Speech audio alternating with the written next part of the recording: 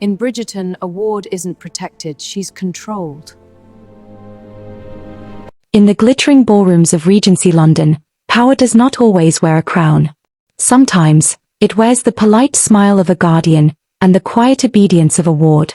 When the word ward is spoken in Bridgerton, it is not a term of affection. It is a declaration of authority. A ward is a life placed in someone else's hands, bound by law, custom, and unspoken expectation. A young woman without parents was considered vulnerable, dangerous even, to herself. Society believed she could not be trusted with her own fortune, her own choices, or her own heart. And so, the law stepped in, appointing a guardian. This guardian became her shield, and her cage. He chose where she lived. He decided who she met. And most critically, he approved, or rejected, the man she would marry. In Bridgerton's world, romance is never just romance.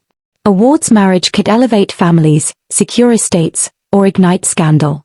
Love was a luxury. Duty was the rule. When a guardian says, "She is my ward," what he truly means is, "Her future belongs to me." And yet, Bridgerton thrives on rebellion. Wards who dare to desire. Guardians who fear losing control. And a society that pretends to protect women while quietly trading them like heirlooms. Behind every silk gown and whispered promise lies a brutal truth of the era. Freedom was inherited by birth, and a ward was born without it. This is why the word carries such weight. Not because it sounds gentle, but because it is power, disguised as protection. And this is precisely why the word ward has suddenly resurfaced in public conversation. Over the past weeks, viewers across social media platforms have been asking one question repeatedly: what does my ward really mean in Bridgerton? The spike did not come from nowhere. It followed renewed discussions around Bridgerton's latest seasons, viral clips on TikTok, and a growing audience that is no longer satisfied with romance alone. They want context, history, and truth. Search trends show a sharp rise in phrases like "what does ward mean in Bridgerton" and "my ward meaning." Short clips highlighting controlling guardians, forced engagements, and restricted choices have reignited debate. What once sounded poetic now feels unsettling to a modern audience.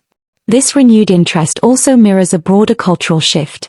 Viewers are re-examining historical dramas not just as entertainment, but as reflections of power structures.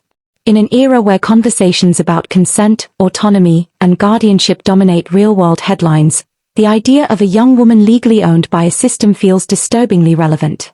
Critics have pointed out that Bridgerton, beneath its lavish costumes and orchestral pop covers, is quietly exposing a legal reality many viewers never learned in school. Regency guardianship laws were not romantic, they were absolute. A ward could inherit wealth yet never touch it. She could be admired yet never decide.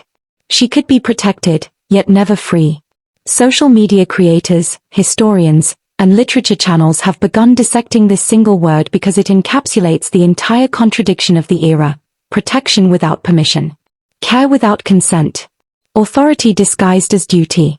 Netflix itself has not commented on the renewed focus, but the data speaks loudly. Engagement on explanatory videos has surged. Comment sections are filled with viewers admitting they never realized how dark the concept truly was. In today's context, the word ward no longer sounds like safety. It sounds like surveillance. It sounds like control. And that is exactly why it is trending. Because Bridgerton did not invent this system, it merely reminded us that it existed. And perhaps the most uncomfortable realization of all is this: the language of power rarely changes. Only the costumes do.